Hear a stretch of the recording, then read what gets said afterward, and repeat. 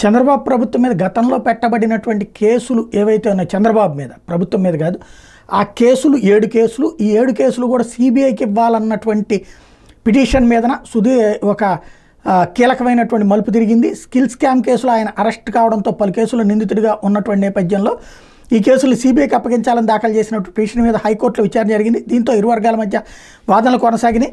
చంద్రబాబు మీద ఉన్న కేసుల్ని సిబిఐకి ఇవ్వాలన్న పిటిషనర్ మీదన పిటిషనర్ వాదనకి అడ్వకేట్ జనరల్ దమ్మాలపాటి శ్రీనివాస్ అభ్యంతరం వ్యక్తం చేశారు. పూర్తి స్థాయి కౌంటర్ దాఖలు చేస్తామని చెప్పారు. ప్రభుత్వం తరపున సుప్రీంకోర్టు సీనియర్ న్యాయవాది ముకుల్ రోహిత్కి వాదనలు వినిపించారు. కేవలం చంద్రబాబు నాయుడు సీఎంగా ఉన్నందున ఆయన మీద ఉన్న కేసులు సిబిఐకి అప్పగించాలన్న సరికాదని వాదన వినిపించారు. ఇప్పటికే 5 కేసుల్లో విచారణ పూర్తి చేసి ఛార్జ్షీట్లు కూడా దాఖలు చేశారని కోర్టు దృష్టికి తీసుకెళ్లారు. రాజకీయ కక్షతో పెట్టిన కేసులను సమీక్షిస్తామని ప్రభుత్వం తెలిపిందని కోర్టుకు చెప్పారు.